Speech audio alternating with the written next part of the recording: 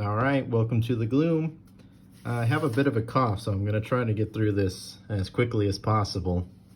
So our road quest, we chose to option B, take the puppy and bring it back to Gloomhaven.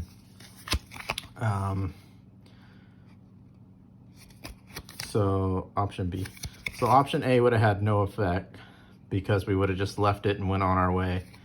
But option B, you sigh and lift the puppy into your arms. It barks happily and licks your face. This will surely prove a distraction in your upcoming battle, but once you get back to Gloomhaven, you should be able to find a nice home. Find it a nice home.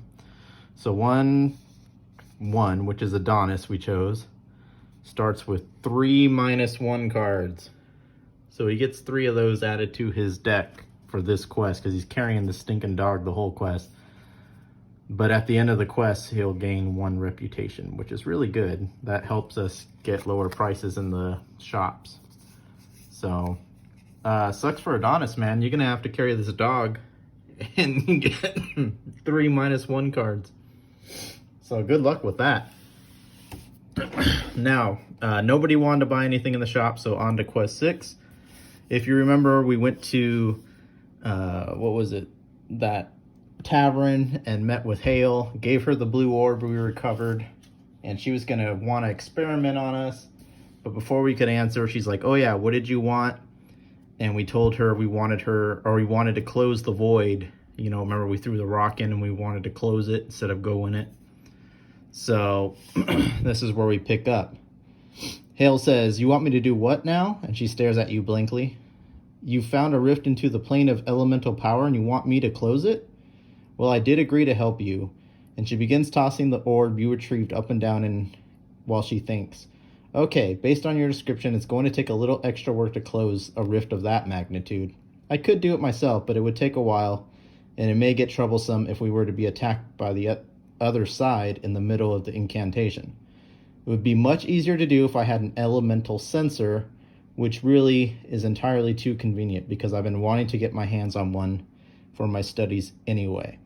And I looked up what an elemental sensor is. It's basically like those lantern-looking things that like priests swing around. They're attached to chains, and incense kind of flows from them in a Catholic church. That's what it is, but I assume this one has magical power. I knew a powerful elementalist who owned one many years ago. He's dead now, but I'll take you to his crypt personally. I'd advise against handling the sensor on your own. After a day's journey, you find an ancient, overgrown mausoleum resting along the Serpent's Kiss River. Stonebreaker really was a nice fellow. Getting crushed by massive boulders is just one of the hazards of being an elementalist, though. After clearing away the overgrown vines, you head down into the crypt. Oh, great! These blasted cultists are everywhere nowadays, probably looking for the sensor too. Or they simply don't want you to have it.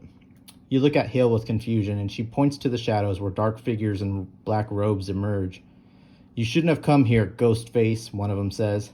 Ugh, Hale sighs. Dispatch these simpletons quickly. I'm already bored with them. So, our quest is different this time. We have Hale with us, and our goal is to get her to the altar. It's not to kill all the enemies in the room. So our goal is to get her to the altar.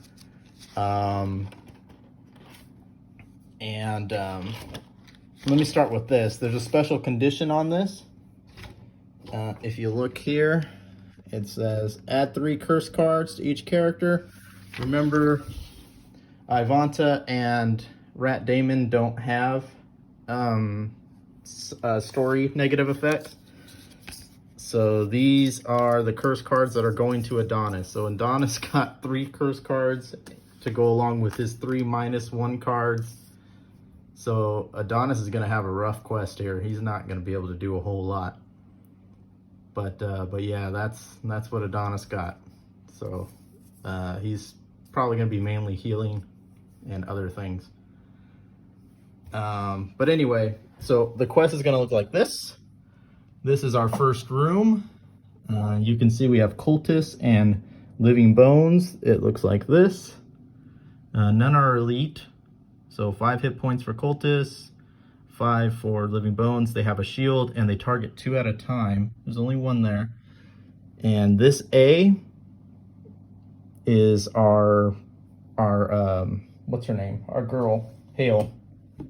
So remember, our goal is to get her to the altar, which is in another room.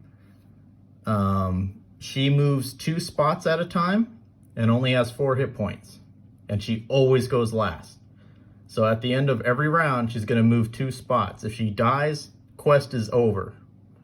So we got to keep her alive and get her to the altar, and then the quest is over. So we don't even have to kill all the enemies. But we got to protect her. So remember, all she does is move 2. She don't attack. This little thing is just a symbol. You can land here if you want. You can't collect it. It just signifies something that will happen once we leave the room. So that's what that means. These things are pillars. You can only go over them if you have the jump ability. So there you go. That is room 1. That's where we are at. And that's where we'll start quest 6. So I think I explained everything, and we'll go from there.